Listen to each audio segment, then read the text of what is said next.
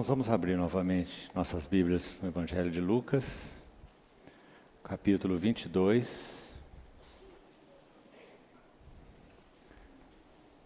Lucas 22. E vamos ler desde o verso 14.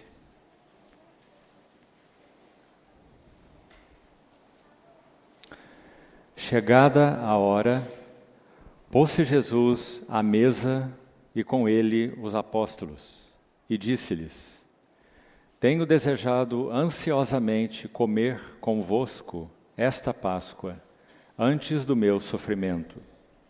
Pois vos digo que nunca mais a comerei, até que ela se cumpra no reino de Deus. E tomando um cálice, havendo dado graças, disse: Recebei e reparti entre vós. Pois vos digo que de agora em diante não mais beberei do fruto da videira, até que venha o reino de Deus. E tomando um pão, tendo dado graças, o partiu e lhes deu, dizendo: Isto é o meu corpo, oferecido por vós. Fazei isto em memória de mim. Semelhantemente, depois de cear, tomou o cálice, dizendo: Este é o cálice da nova aliança no meu sangue, derramado em favor de vós. Vamos orar.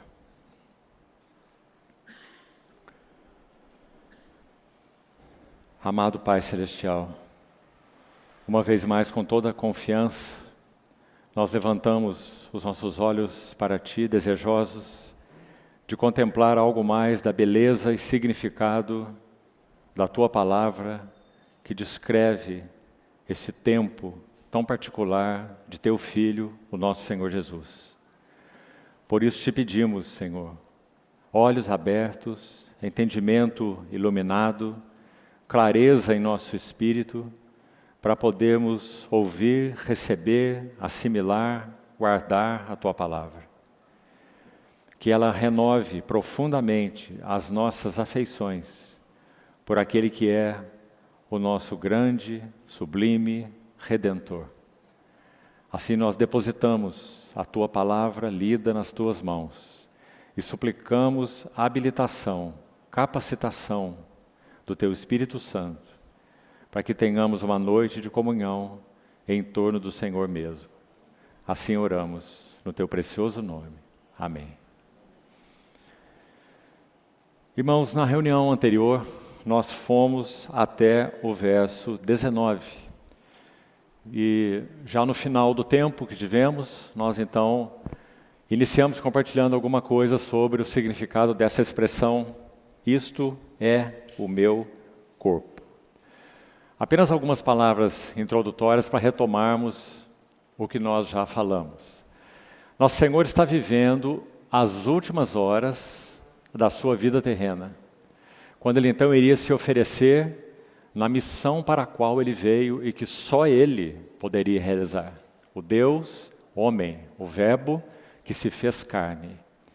Esse momento é um momento dúplice no coração do Senhor. Por um lado, sem dúvida, o nosso Senhor tem angústias. Nós temos esse mesmo capítulo, mais à frente, se você olhar para a sua Bíblia, verso 39 em diante, nosso Senhor está no Getsemane. E quais são as palavras que nós temos dele, registrada nos Evangelhos, a respeito dele, nessa hora do Getsemane? A minha alma está profundamente angustiada até a morte. Sem dúvida, meus irmãos, esse senso dessa angústia pré-crucificação não foi algo exclusivo do Getsemane, não teria nem sentido. Nosso Senhor já está aqui na noite da Páscoa, junto com seus discípulos, instituindo essa nova ordenança, que vamos entrar nela com mais detalhes hoje, a chamada mesa do Senhor, ou ceia do Senhor. Poucas horas depois, talvez algo em torno de 5 ou 6 horas, nosso Senhor já estará no Getsemane. Então nós não podemos admitir que essa angústia do Getsemane, ou no Getsemane, ela veio exclusivamente naquele momento onde antes não havia nada. Claro que não. Quando nosso Senhor usa esse termo, eu tenho desejado ansiosamente comer convosco esta Páscoa. Nós já dissemos por que esse termo é tão enfatizado, esta Páscoa, porque 2 outras já haviam se passado. Essa é a última, a terceira Páscoa, nos 3 anos e meio de ministério do nosso Senhor. Então, quando a expressão diz comer esta Páscoa, é claro que a diferencia das outras, porque essa é a última de todas as Páscoas. Não apenas a última das 3 que o Senhor celebrou com eles. É a última de todas as Páscoas. Lembrando que a Páscoa foi instituída há 1500 anos antes do nosso Senhor Jesus, durante a saída do povo do cativeiro do Egito. Então, durante todo esse tempo, mais regularmente ou menos regularmente, dependendo de que situação o povo da aliança de Deus do Velho Testamento estava, a Páscoa foi sempre celebrada. Mas agora, meus irmãos, depois de 1500 anos, João Batista já pôde estender a sua mão no Jordão e dizer: este é o Cordeiro de Deus, que finalmente, para o que ele veio, ele tira o pecado do mundo. Interessante que quando nós estudamos o livro de Hebreus, nós vemos que aqueles sangues de animais que eram oferecidos, o termo usado para essa oferta é que aquele sangue, por ser sangue de animais, por ser então um tipo, uma figura que obviamente não tinha virtude em si mesmo, era o sangue de um animal, figura, sombra, um tipo do verdadeiro cordeiro. Então é dito que aquele sangue, ele funcionava como que cobrindo pecados. Interessante. Cobrindo pecados. Mais ou menos uma expressão aparentemente rude, mas me parece verdadeira. Como se toda aquela sujeira que precisava ser purificada realmente por alguém que tivesse capacidade para isso, e esse seria exclusivamente aquele que é Deus em si mesmo e homem em si mesmo, nosso Senhor Jesus. Então, até que isso acontecesse, nós podemos dizer que aquela sujeira toda, ela estava sendo como que varrida para baixo do tapete. Mas estava lá. Até o dia que o Cordeiro de Deus veio para tirar, não cobrir, tirar os pecados do mundo. Sangue suficiente para remover os pecados de toda a humanidade.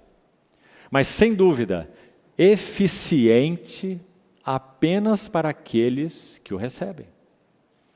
Todos os que o receberam, ele lhes deu o poder de serem feitos filhos de Deus. A saber, aos que creem no seu nome. Como João vai dizer no seu primeiro capítulo do Evangelho. Então aí nós estamos, meus amados irmãos, que hora sublime.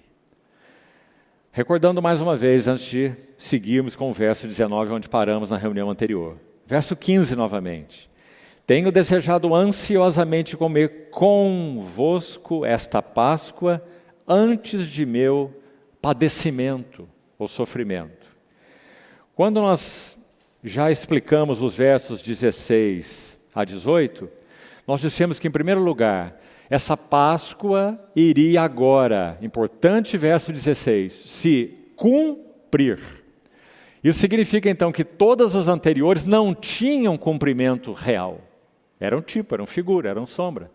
Mas agora essa Páscoa, ou o verdadeiro significado da Páscoa, ele vai se cumprir. Essa palavra cumprir, muito importante destacarmos aí. Porque que regozijo nós temos nela, não é? Tudo o que a Páscoa tipificava, agora vai se cumprir não na terra, não em tabernáculos terrenos, agora ela vai se cumprir no reino de Deus. Que expressão forte, meus irmãos. O livro de Hebreus tem muito, podemos até dizer tudo a nos dizer sobre isso. Mostrando que esse sangue, e é claro que essa uma expressão que indica o sacrifício do nosso Senhor, o corpo oferecido. Não é que o sangue que saiu das veias do nosso Senhor Jesus, ele foi levado para o céu e apresentado diante de Deus. Isso seria algo até ridículo de se pensar, não é? O Senhor era um homem, verteu um sangue humano, mas aquele sangue é o sangue do Deus homem. Então aquela vida, lembra do livro de Levítico? A vida da carne ou da alma está no sangue. Né? Então, quando aquela vida foi derramada, a virtude está na vida. E o sangue precioso do Senhor fala da virtude da vida que foi derramada. É claro, o seu sangue ficou na terra, o seu sangue foi vertido, como o de um homem que é morto, como ele foi morto. Só que ele não é um homem qualquer. Ele é o Verbo encarnado de Deus. Por isso Pedro vai se referir a esse sangue como precioso sangue, como de cordeiro sem defeito e sem mácula. Lembra? O sangue de Cristo. Apontando para a virtude da vida derramada. Nunca esqueça isso. A vida da carne está no sangue. Quando ele derrama o seu sangue, ele derrama a sua vida. Então, ele está aí, nesse momento. Por isso ele diz, eu tenho desejado ansiosamente comer esta última. Essa que é o cumprimento real da Páscoa no reino de Deus. Não mais figuras, não mais sombras. Então, que linda e que importante expressão, final do verso 16, está aí. Até que ela se cumpra no reino de Deus. Já examinamos um pouco na reunião anterior. Segunda coisa, versos 17 e 18, o Senhor toma um cálice. Preste atenção, irmão e irmã. Este é o cálice da Páscoa, ainda. Não é o cálice do verso 20. Olha lá outro cálice no verso 20. Aquele cálice do verso 20 foi o cálice que o Senhor separou da refeição da Páscoa para instituir uma nova celebração. Muito importante, para não fazermos confusão aí desses dois. Até aqui, no verso 18, o Senhor está comendo a Páscoa.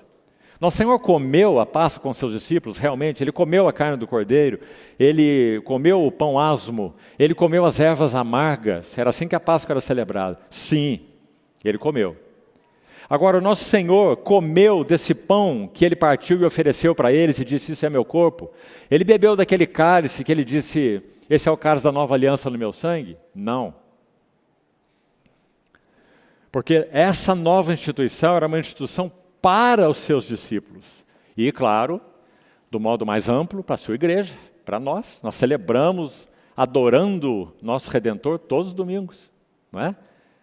Então, aquilo que ele ofereceu tem uma relação direta, uma conexão direta com o seu próprio corpo e com o seu próprio sangue, que ele não tomou, ele ofereceu a eles. Mas até o verso 18, ele come a refeição da Páscoa com eles. Aliás, é tão bonito, irmãos, tão gráfico e, digamos, tão natural, quando nós vemos a narrativa toda, fizemos na reunião anterior. Nosso Senhor teria, vamos pensar um pouquinho juntos, nosso Senhor Jesus teria que acordar nessa quinta-feira, isso é quinta-feira, pela manhã, e ele teria que encarregar Pedro e João de fazer uma coisa. Sabe que coisa?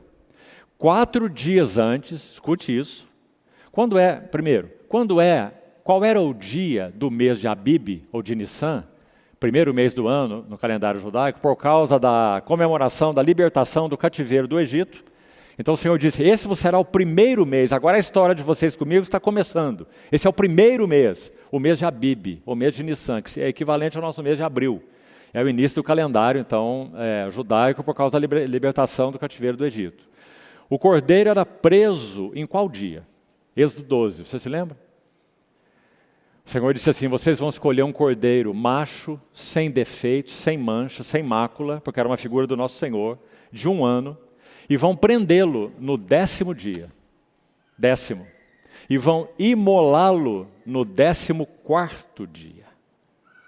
Ou seja, nosso Senhor, sem dúvida nenhuma, ele já tinha solicitado a algum ou alguns dos seus discípulos para escolherem o cordeiro. Assim era celebrada a Páscoa. Não foi em nada diferente com o nosso Senhor.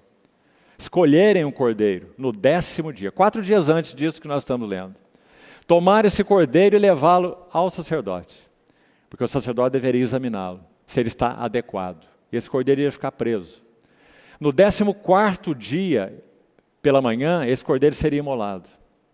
Então ele envia Pedro e João para fazer o que nós lemos aqui no verso 12, dê uma olhada aí. Ele vos mostrará um espaçoso cenáculo mobiliado e ali fazei os preparativos. Está vendo? Quais são os preparativos? Esse cordeiro deveria ser morto no templo. Não podia ser morto na casa, não. Em qualquer lugar, não. Ser morto no templo. Aliás, a história vai nos dizer que nesse dia da Páscoa, nessa época do Senhor, sabe qual é o cálculo aqui, baseado no número de pessoas aproximado? Certamente isso não é difícil de se fazer. Que havia naquele tempo em Jerusalém para essa celebração da Páscoa. Escute isso, irmão. Em torno de 2.500 cordeiros eram imolados em um dia. É dito que havia tanto sangue que ele escorria pela descida íngreme ao lado do templo e atingia até o Ribeiro Cedron, que está lá no fundo do vale, entre o monte do templo e o monte das oliveiras, tem um vale profundo e lá passa um ribeiro chamado Ribeiro Cedron, muito famoso nos evangelhos. Então é dito que aquele sangue chegava até lá e tingia de vermelho por algumas horas a água do Ribeiro Cedron. Então todos os cordeiros eram imolados ali. Não foi diferente com este aqui que eles comeram. Tudo dentro do ritual estabelecido. Então, esse cordeiro morto no templo, o sangue derramado ali, era levado para casa. Aí sim. E na casa ele era assado. E não se assa um cordeiro em meia hora, não é? Então o cordeiro era assado, as ervas amargas eram preparadas, os pães asmos eram preparados, fazei os preparativos. É o que nós lemos aí. E então, olha aí de novo o verso 14, por favor. Chegada a hora. Está vendo? Que hora é essa? A tardezinha, próximo ali a algo em torno de 6 horas da tarde. Chegada a hora, pôs-se Jesus à mesa com seus apóstolos. Tudo já estava preparado. Um dos comentaristas diz algo tão interessante. Ele diz que essa expressão aqui, olha, do verso 11, quando ele mandou Pedro e João para essa casa, seguindo o homem com o cântaro de água, que já falamos na reunião anterior também, é dito assim: quando vocês entrarem nessa casa onde o homem com o cântaro de água entrou, vocês vão dizer ao dono da casa assim: o mestre manda perguntar, onde está o aposento onde eu hei de preparar a Páscoa com os meus discípulos? Lendo esse texto, sinceramente, eu nunca havia percebido isso, mas achei muito pertinente e interessante o que um comentarista disse.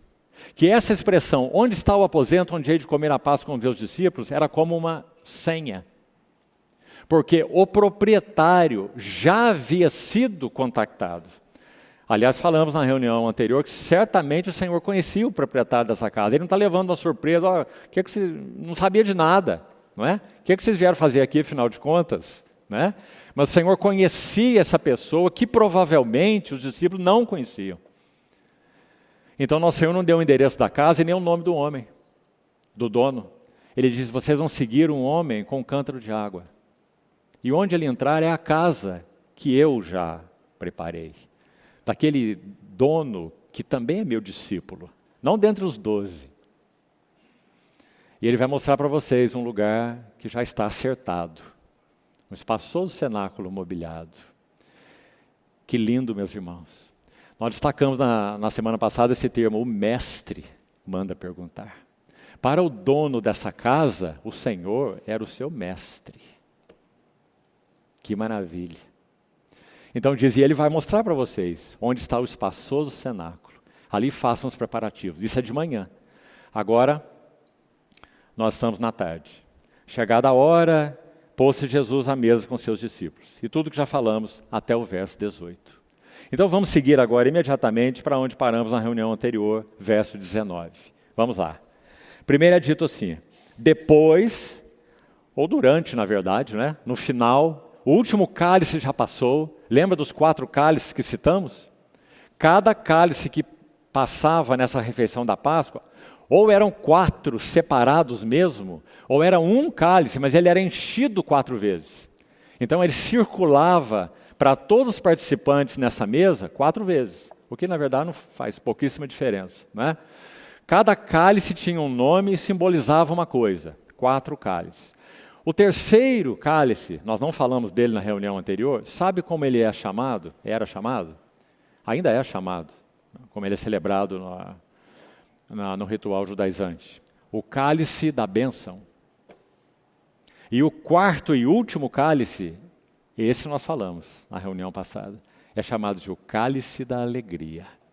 Você lembra que Paulo, quando descreve a mesa do Senhor em Coríntios 10, antes de chegar no texto mais conhecido do capítulo 11, ele fala assim: o cálice da bênção que abençoamos não é a comunhão do sangue de Cristo? Lembra? O cálice da Páscoa, o terceiro, que é chamado cálice da bênção, era a comunhão do sangue do Cordeiro da Páscoa, do animal. Então Paulo está fazendo transporte. Ele está dizendo agora, ele já escreveu em 1 Coríntios 5, não foi? Cristo, o nosso Cordeiro, Cristo, o nosso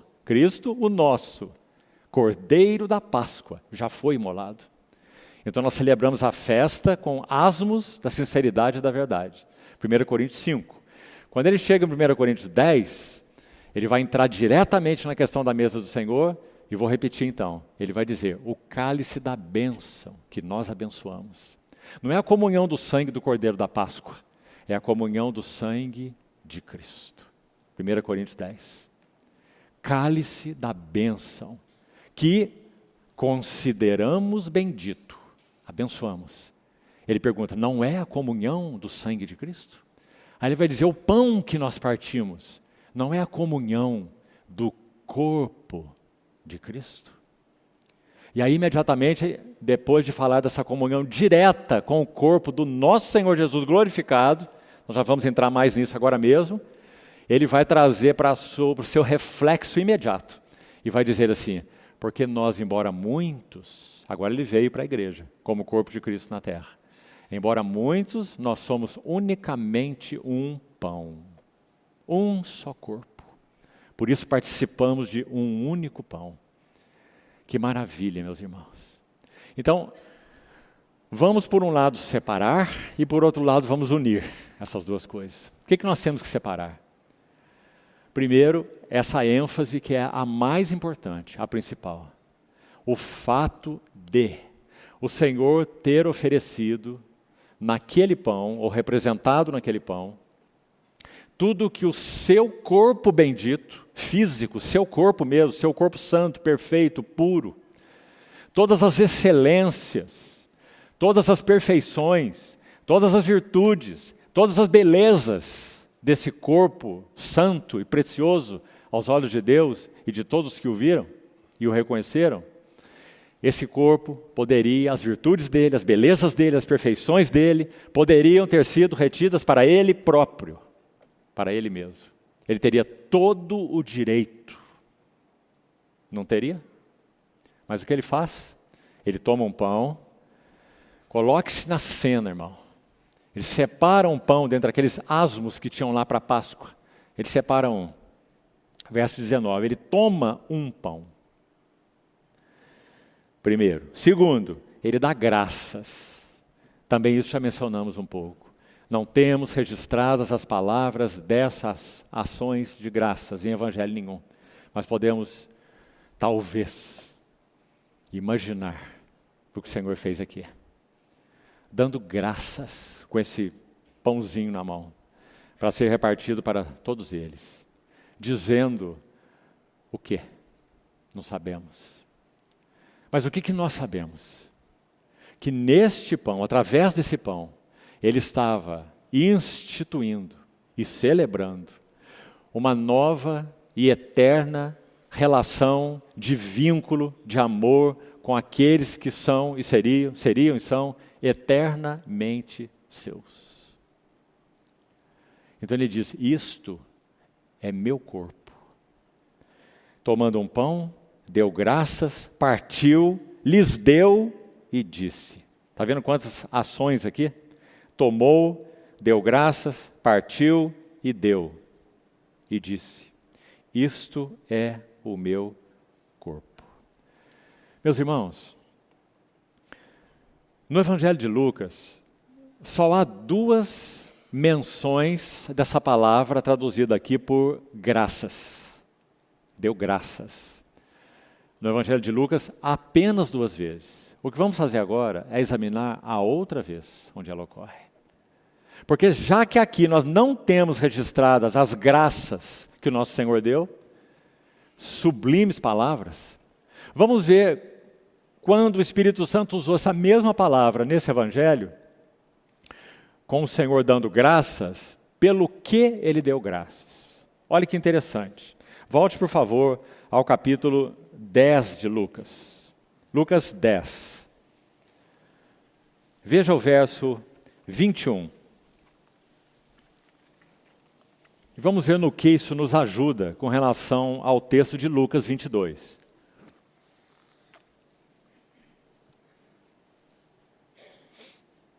Lucas 10, 21. Naquela hora, exultou Jesus. Sabe que hora é essa? Ele havia anunciado a palavra ali em Cafarnaum, em Betsaida, e ele não foi recebido. Foi rejeitado. Ao invés de ter um sentimento de abatimento, segundo Mateus registra também esse fato, em Mateus capítulo 11, é dito que ele levanta seus olhos aos céus e ele ora. Depois desse momento de rejeição nessas 2 cidades.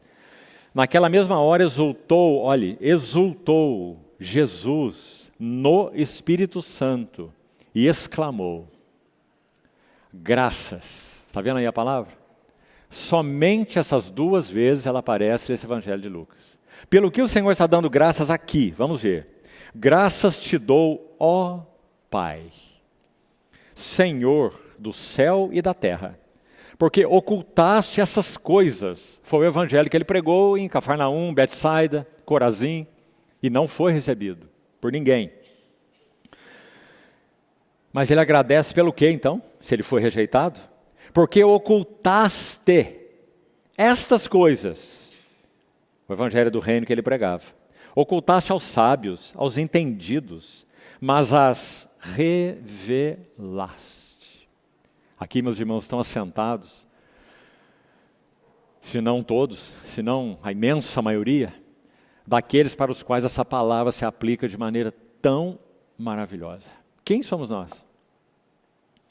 São aqueles para os quais foi revelado, Isaías 53, o braço do Senhor. Quem creu em nossa pregação? A quem foi revelado o braço do Senhor? Ocultaste essas coisas de sábios e de entendidos e as revelaste a pequeninos. Graças ao Senhor podemos também aplicar essa palavra a todos nós. Se nós estamos dentre aqueles que receberam a revelação de quem é essa pessoa maravilhosa, então nós estamos entre os pequeninos. Não estamos entre os sábios, naturalmente falando, e nem entre os entendidos. Estamos entre os pequeninos, para os quais aprouve ao Pai revelar a glória do seu Filho. Sim, siga aí por favor no verso 21. Sim, ó Pai, porque assim foi do teu agrado. É maravilhoso, meus irmãos. Por que Cristo foi revelado a você e a mim? Qual a explicação? Porque você foi criado num lar evangélico? É? Ou quem sabe porque você viveu uma vida sofrida demais, para lá e para cá, até que um dia você recebeu o privilégio de ter alcançado por você mesmo o entendimento espiritual de quem é Jesus. Quando eles estavam caminhando para as bandas de Cesareia de Filipe, em direção àquele monte da transfiguração, no meio do caminho o Senhor faz a pergunta, quem dizem os homens que eu sou? Ele ouve todo tipo de resposta. Então ele diz, e vocês, vós, quem dizeis que eu sou? Então ele ouve uma resposta, tu és o Cristo, o Filho do Deus vivente. Ele vai dizer, bem-aventurado você é, porque não foi carne e nem sangue quem te revelou. Aí está a mesma palavra. Revelaste essas coisas aos pequeninos. Sim, ó Pai, porque assim foi do teu agrado. Que lindo, meus irmãos. Por isso nós estamos sentados aqui. porque assim foi do agrado do Pai, do nosso Senhor Jesus Cristo, que revelou-o a nós, para que nós também sejamos seus filhos. E não terminou ainda. Verso 22, ele continua com essas graças. Tudo me foi entregue por meu Pai. Ninguém sabe quem é o Filho. Ninguém sabe quem é o Filho. Hoje artistas de televisão, jogadores de futebol, todos eles citam o nome dele, carrega na testa, na faixa, no braço, na tatuagem. Né? Isso significa nada. Ninguém sabe quem é o Filho, a não ser que o Pai o revele. E quando o Pai o revela realmente, então há transformação. Porque não é doutrina mental, não é questão intelectual, não é filosofia. Não é dizer, quero mudar de vida, quero estar agora no meio daqueles que creem. Você pode estar no meio daqueles que creem sua vida inteira e ir para o inferno. Porque é uma questão de ter a revelação de Cristo ou não. Meus amados irmãos. Mas qual é o prazer, o desejo do coração do Pai? É ocultar seu Filho dos homens?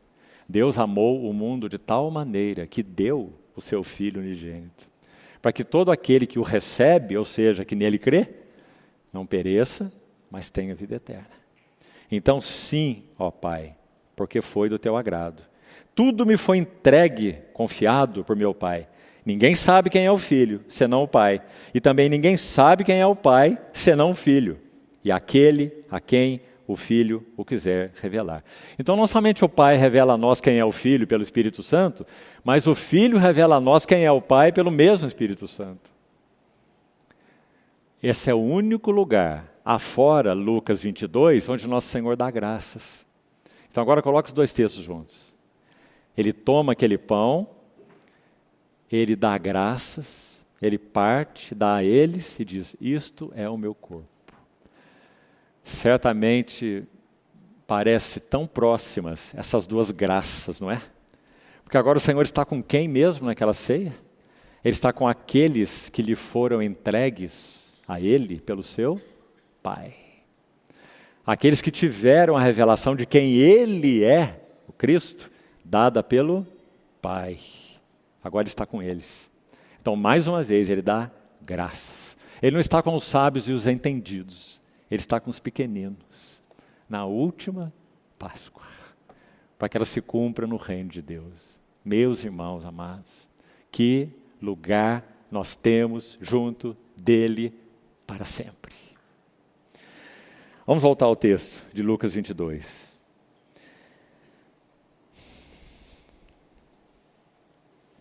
Tomou um pão, verso 19, deu graças, partiu, lhes deu, dizendo, isto é o meu corpo oferecido, presta atenção, dado, oferecido por vós.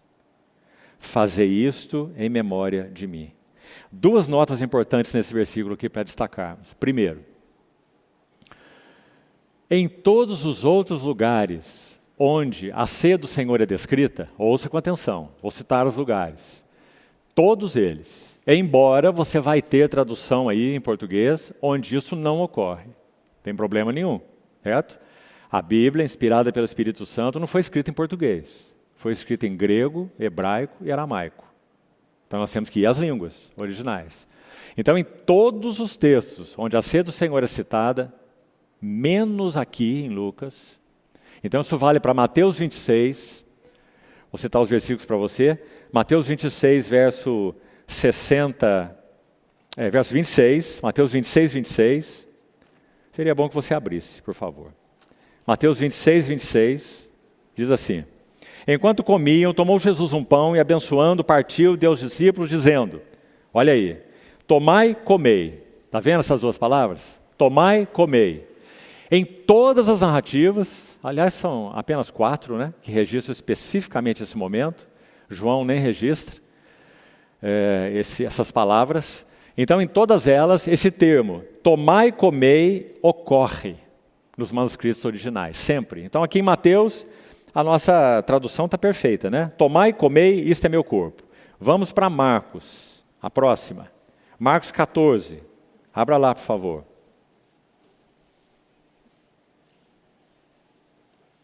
Marcos 14, 22.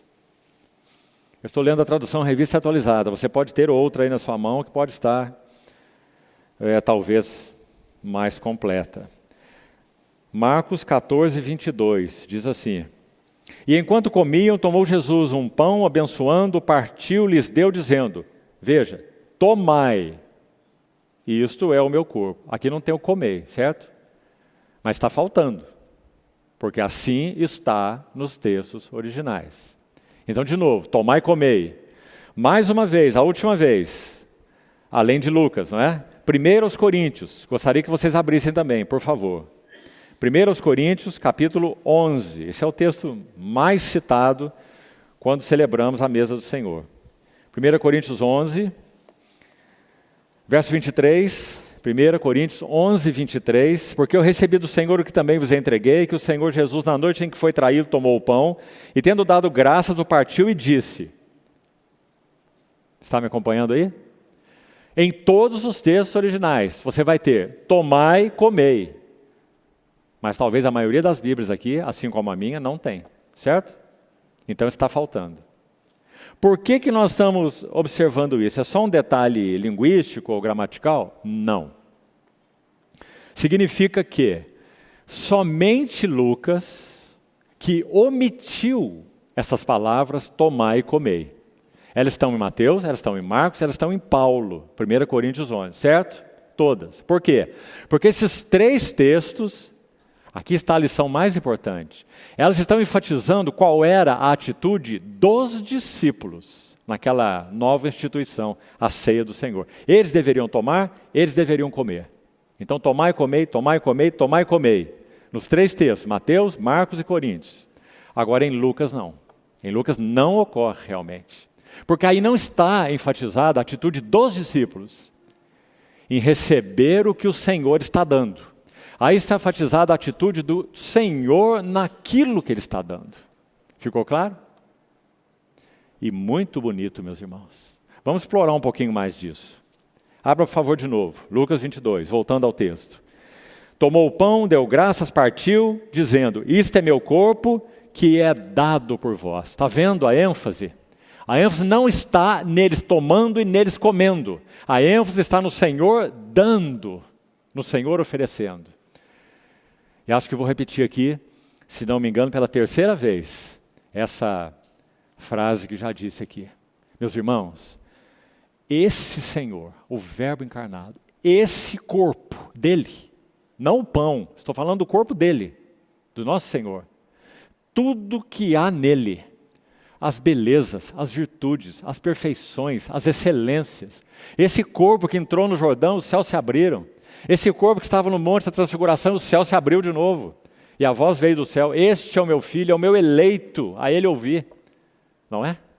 Esse corpo santo, magnífico, com tudo que ele continha em si mesmo, como o pão asmo de Deus, por excelência, ele poderia ter retido para ele tudo isso. Está entendendo, irmão? Mas ele toma o pão, coloca na sua mão, se identificando com aquele pão. Claro. Ele diz, isto é o meu corpo, que é dado por vós. E agora complementando então essa ideia, para que você guarde no seu coração.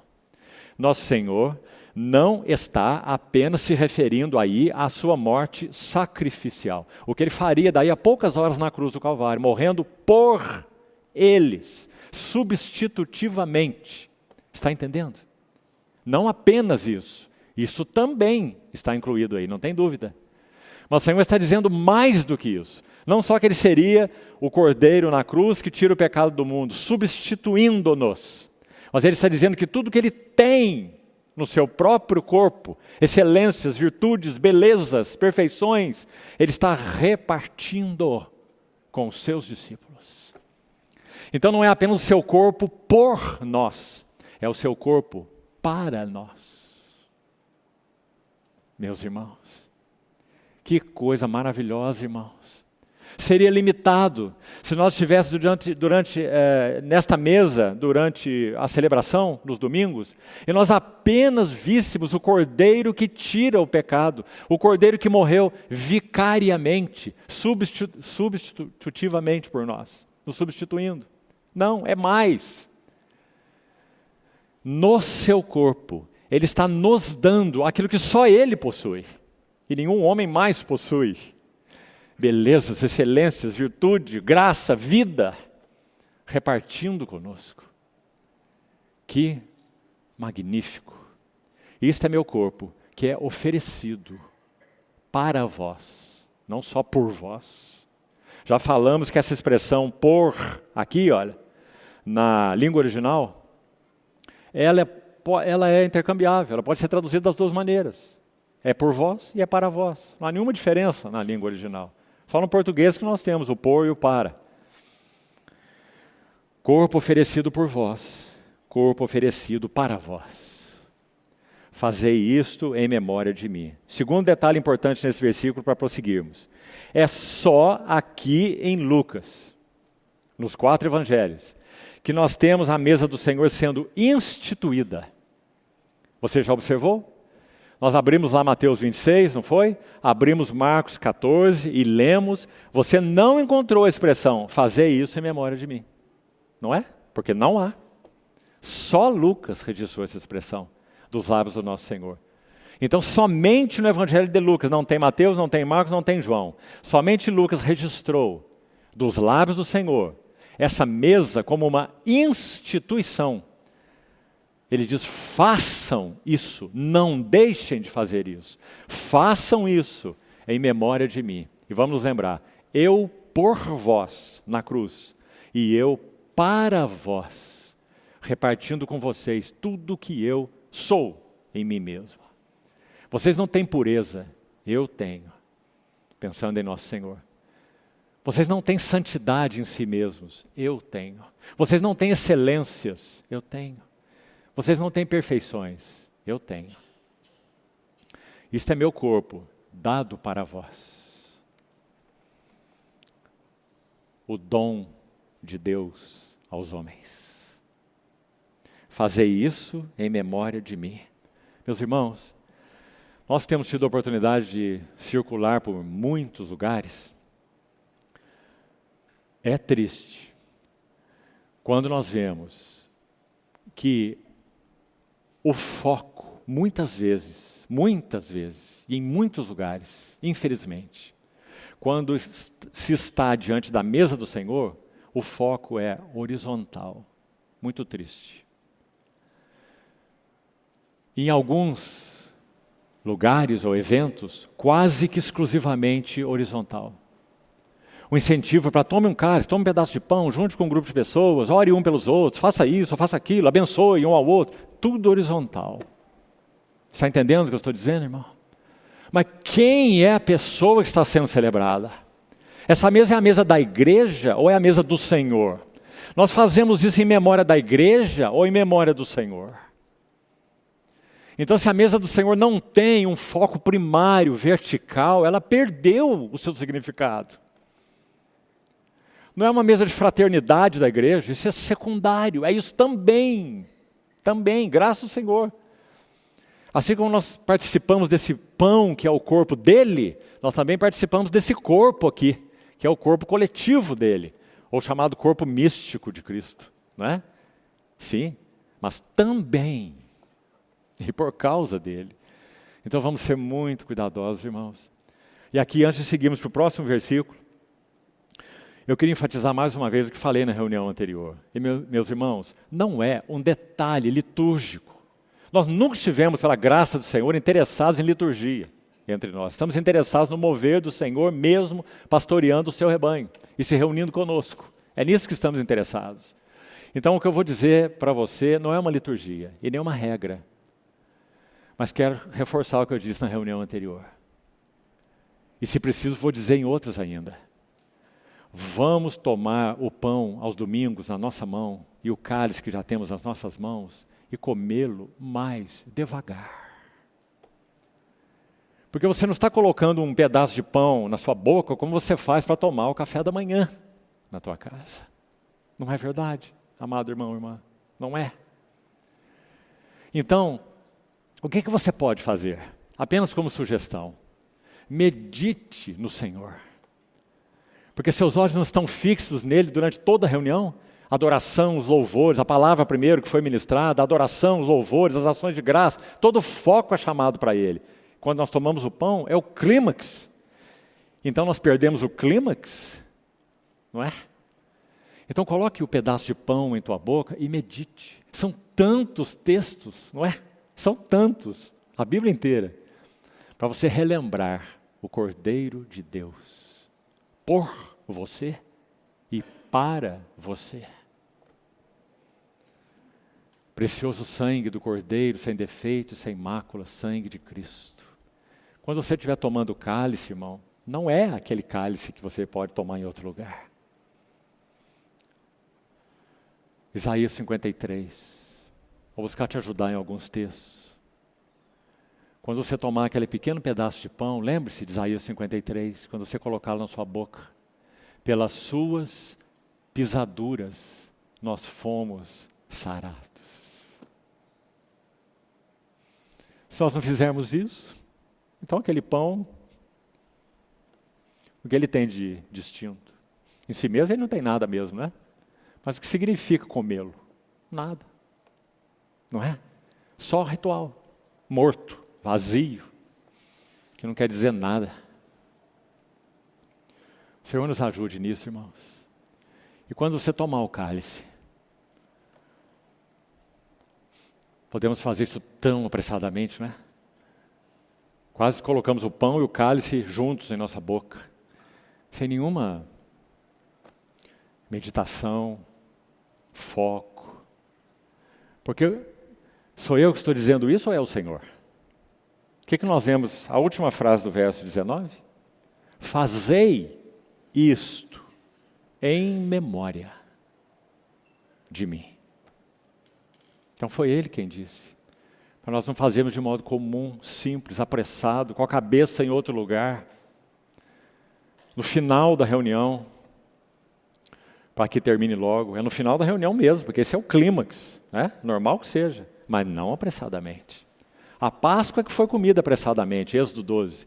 Vocês vão comer esse cordeiro assado aí com ervas amargas e pães apressadamente, não é? Porque os primogênitos do Egito já foram julgados, vocês têm que sair logo daqui. Lombo cingido, sandália no pé, cajado na mão, comam às pressas e saiam do Egito. Agora, meus irmãos, nós estamos no Egito, nós estamos na casa de Deus, que não é esse lugar de 4 paredes, né? Nós estamos reunidos como casa de Deus, não temos pressa nenhuma, estamos celebrando o seu nome, recordando dele, precioso corpo, precioso sangue, preciosa obra, preciosa vida. Fazei isso em memória de mim. Sabe por quê, meus irmãos? Porque quando o Senhor nos reúne para partir o pão, essa é a celebração que para Ele mais satisfaz o seu coração. Inigualavelmente. Hebreus 2 cita um verso do Velho Testamento, Salmo 22, é citado em Hebreus 2, que são expressões de exultação do nosso Senhor Jesus para com os filhos que Deus lhe deu. Eis aqui estou, e os filhos que Deus me deu. São palavras proféticas, se referindo ao nosso Senhor. Em que momento e em que celebração essas palavras se fazem mais verdadeiras do que em qualquer outro lugar? Na mesa do Senhor. Por quê? Porque Ele a instituiu.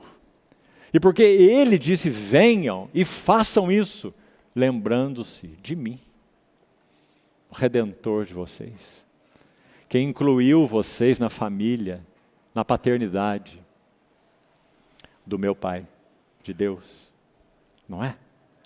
Então, meus irmãos, a mesa do Senhor é o ponto de encontro do Senhor com os seus, que representa a maior satisfação do coração dele do que qualquer outra celebração. Seguimos. Verso 20. Ainda tem algo para nós vermos aqui antes de seguirmos. Abra, por favor, em Hebreus capítulo 10. Um pouco mais sobre o significado e a beleza desse corpo por nós e para nós. Hebreus 10. Vamos ler desde o verso 1 e vamos fazer alguma meditação que for possível aqui. Hebreus 10, 1. Ora, visto que a lei tem sombra dos bens vindouros e não a imagem real das coisas, nunca jamais pode tornar perfeitos os ofertantes com os mesmos sacrifícios que ano após ano perpetuamente eles oferecem. De outra sorte, não teriam cessado de ser oferecidos, ele está fazendo uma pergunta, porque então os que prestam culto, tendo sido purificados uma vez por todas, não mais teriam consciência de pecados? Não é? A pergunta que ele faz. Se aquele sacrifício lá, incluindo Páscoa, aquele dia da expiação, o principal, inclusive, nesse assunto de apresentar o povo a Deus, né, o dia da expiação, Levítico 16, ele está dizendo, se houvesse virtude nesse sangue oferecido do animal, então seria uma vez só. Por que oferecer de novo, se o trabalho realizado foi aceitável diante da glória, da santidade e da justiça de Deus? Não precisaria ser repetido. Então ele vai dizer exatamente isso no verso 3. Entretanto, aí, Hebreus 10, 3, nesses sacrifícios faz-se recordação de pecados todos os anos. Olha aí, porque não eram eficazes, eram figura, eram sombra. Porque é impossível que sangue de touros e de bodes remova pecados. Que tristeza, né? Se tudo acabasse aqui, não é verdade? No verso 4, sem remédio. Agora, olha o verso 5.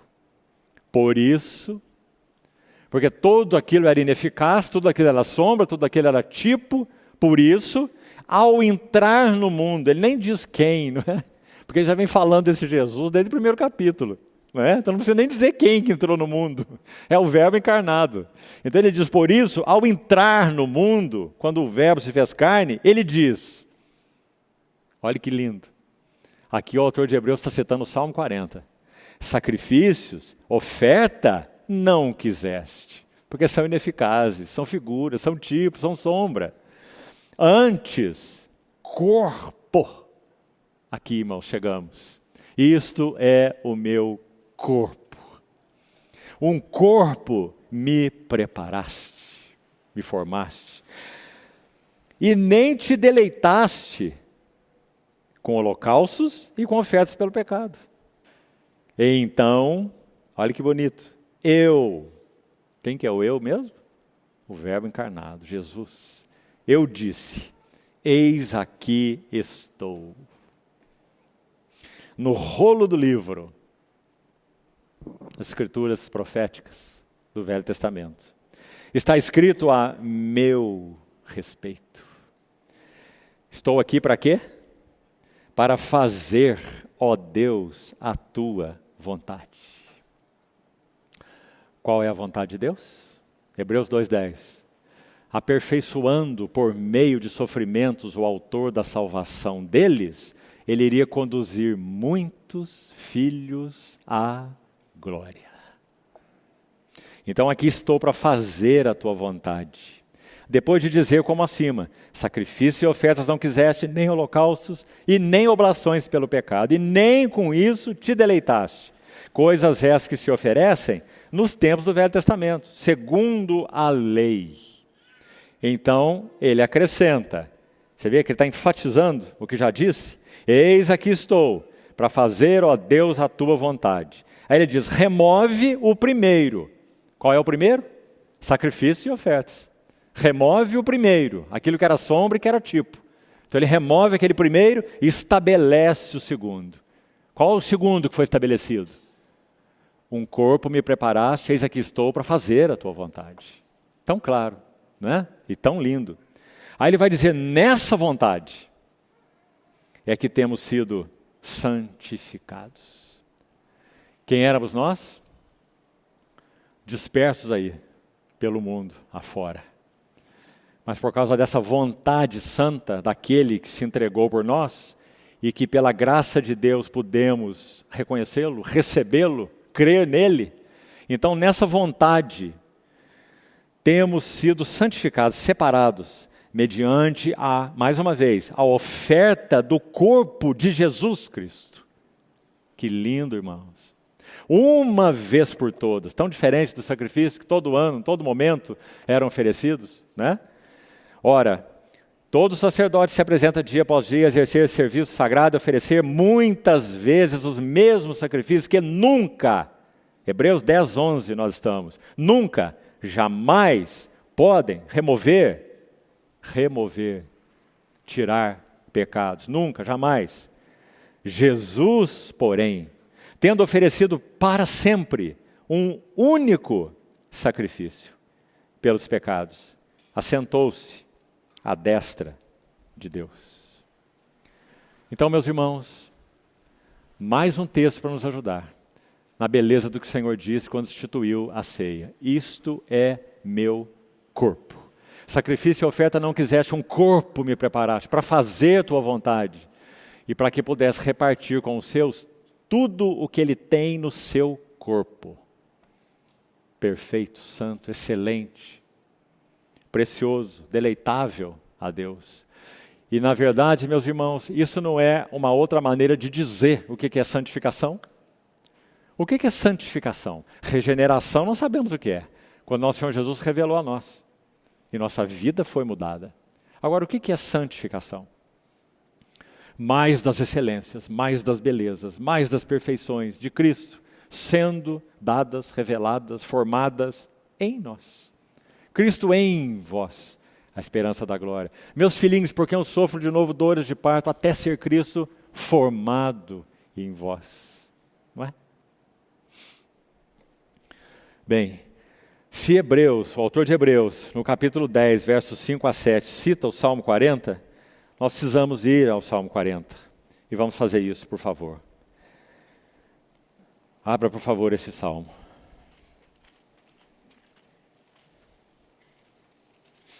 Alguns comentários importantes, mas objetivos. Salmo 40, de 6 a 8. Exatamente o que lemos em Hebreus. Só que há um detalhe aqui. Sacrifícios e ofertas não quiseste. Salmo 40, verso 6. Sacrifícios e ofertas não quiseste. Como está aí na sua Bíblia agora? Abriste os meus ouvidos. O que nós lemos em Hebreus? Um corpo me formaste. Interessante, não é? Porque, irmão, se você olhar esse texto aqui, abriste os meus ouvidos, na língua original, no hebraico, não tem relação com o que foi dito em Hebreus. Aí você diz, mas que coisa? Será que a palavra do Senhor está cometendo um erro, então? Isso acontece não só neste caso aqui, como em outros. Sabe o que acontece? O Espírito Santo está tomando um versículo do Velho Testamento, tipológico, é claro, messiânico, no caso desse aqui, e ele está interpretando à luz da revelação do Senhor Jesus, que já foi revelado, claro, quando o livro de Hebreus foi escrito. Então, o autor de Hebreus, quando toma esse versículo, ele diz assim, lá em Hebreus, sacrifício e oferta não quiseste, antes um corpo me formaste. Então, esse abriste meus ouvidos aqui é equivalente a esse corpo me formaste. Como é que nós colocaríamos essas duas coisas juntas? Você está me acompanhando? Então, preste atenção. Olha o que diz Isaías 50, que é outro texto messiânico sobre o nosso Senhor Jesus. Isaías 50, verso 4. O Senhor Deus me deu língua de eruditos, para que eu saiba dizer boa palavra ao cansado. Ele me desperta todas as manhãs, desperta-me o ouvido, para que eu ouça como os eruditos. A palavra para erudito lá no hebraico é aqueles que aprendem, ou discípulos. O Senhor Deus abriu os meus ouvidos. Ele repete o verso seguinte de Isaías 50, agora estou citando o verso 5. Ele diz, o Senhor Deus abriu os meus ouvidos, e eu não fui rebelde, e eu não me retraí, não dei passos para trás, mas eu oferecia minhas costas aos que me feriam, aos que me arrancavam as barbas. Sobre quem se refere Isaías 50? Sobre o nosso Senhor Jesus. Então, que lindo, irmãos e irmãs, o Espírito Santo tomar o texto de Salmo 40, sacrifício e oferta não quiseste, abriste os meus ouvidos, e interpretá-lo em Hebreus, sacrifício e oferta não quiseste, um corpo me formaste. A relação é perfeita, não é? Porque esse corpo, esse verbo encarnado nesse corpo humano real, com espírito humano, alma humana e corpo humano, qual foi a característica principal da vida dele? Não foi que ele pregou o evangelho, que ele fez as obras de Deus.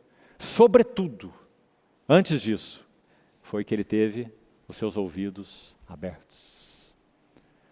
Não é? Por isso ele pôde executar a vontade de Deus a cada passo. Responder à vontade de Deus a cada passo, até o fim. Então, aí está. O restante do texto eu não preciso ler. Ele é equivalente ao que foi dito em Hebreus, mas tem mais uma coisa ainda para ser dita aqui. E vou ser rápido, nosso tempo está terminando.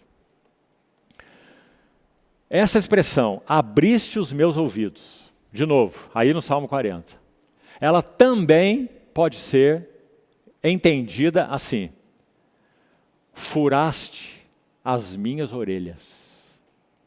Aí, peço para você fazer isso na sua casa. Nós íamos alongar muito se fizéssemos hoje. Êxodo, capítulo 21. Vou citar para você o que acontece lá. Quando um escravo comprado servia o seu senhor por 6 anos, quando chegasse no 7º ano, depois de servir esse senhor que o comprou por 6 anos, ele tinha o direito de liberdade, carta de alforria. Mas ele não precisava necessariamente ir embora. Se ele não quisesse ir embora, porque ele está satisfeito em todos os sentidos com o seu senhor e com a casa do seu senhor e com o serviço do seu senhor, então ele teria que dar um testemunho. Não podia ser feito de qualquer maneira, porque o seu senhor podia ser acusado de não cumprir a lei. A lei mandava que no 7º ano o escravo tem direito à alforria. Mas se ele ficou na casa daquele senhor, será que aquele senhor está transgredindo a lei? Então isso teria que passar por um testemunho público. Esse escravo teria que ir na porta da casa do seu senhor, diante de testemunhas, e ele teria que dizer assim: eu amo o meu senhor. E a minha mulher e os meus filhos. E eu não quero sair livre.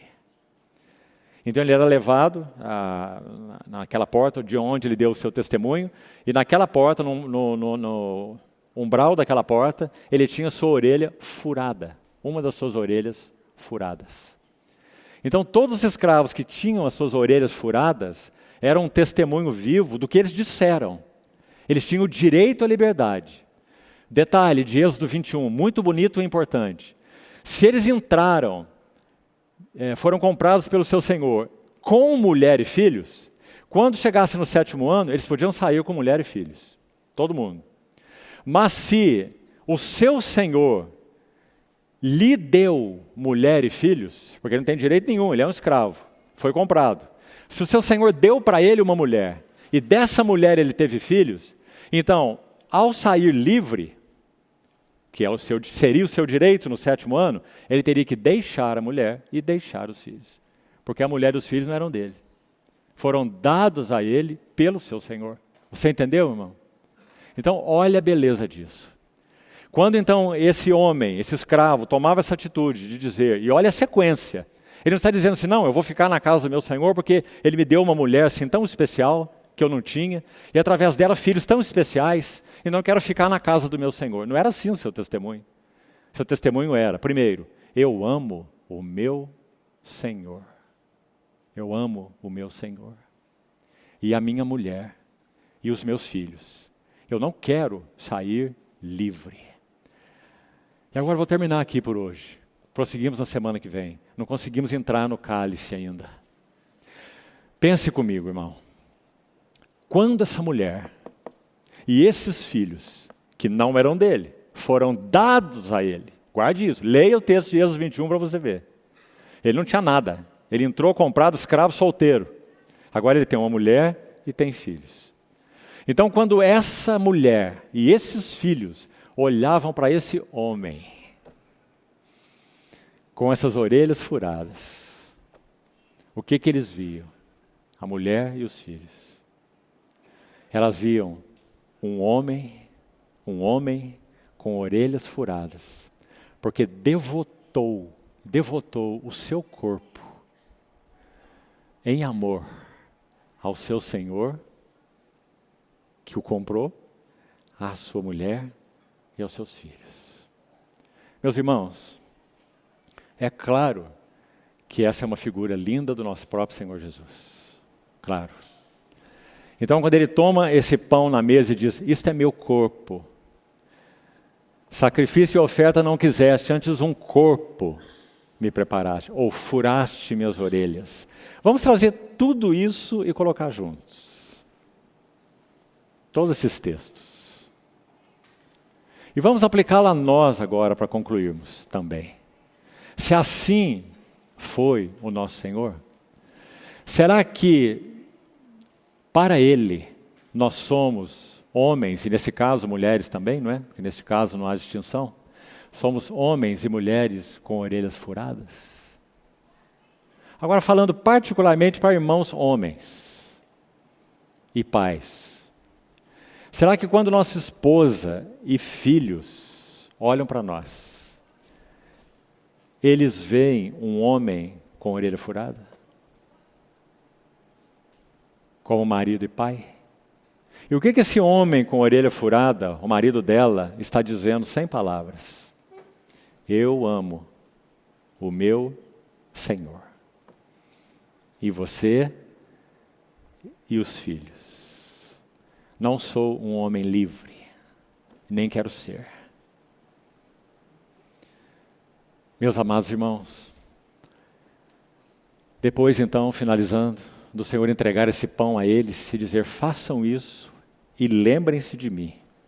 Então também ele toma um cálice. Vamos seguir com ele na semana que vem. Algo que seria, para os discípulos, escandaloso. Por quê?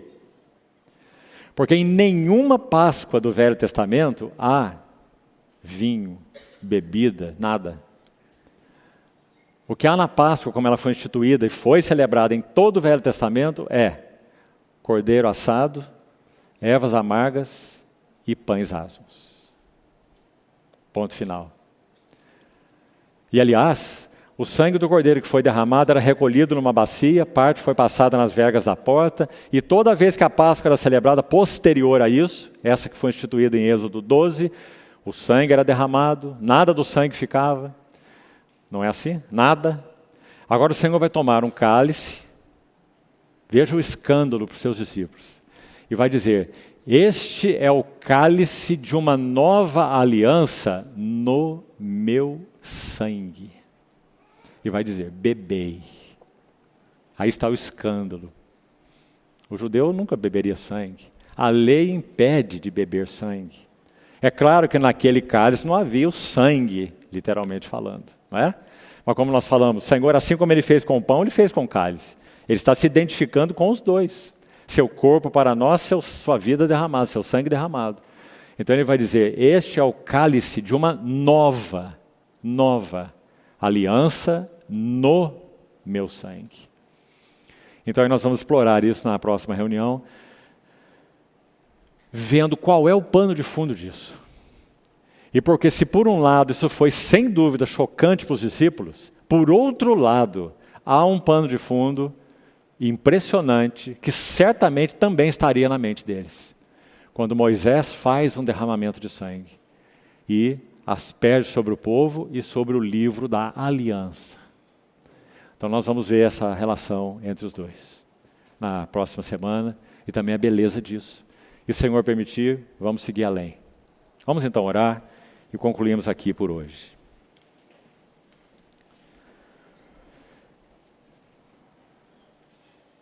Amado Senhor, somos tão agradecidos, porque sabemos, reconhecemos e experimentamos que não apenas Teu corpo precioso foi oferecido por nós na cruz, mas também foi partido e oferecido para nós.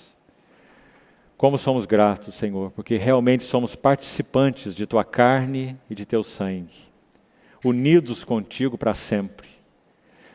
Obrigado, Senhor, por podermos comer e beber, de Ti nos alimentarmos e por Ti vivermos. Teu corpo é a própria vida da igreja. Louvamos Teu bendito nome e Te pedimos que o Senhor aumente, realmente, faça crescer em nós e aprofunde em nós a realidade da Tua santa mesa. Ajuda-nos, Senhor, a realmente fazermos isso em memória de Ti, cheios de gratidão, adoração, louvores, porque o Senhor deu tudo a nós. Não apenas vida derramada, mas corpo repartido.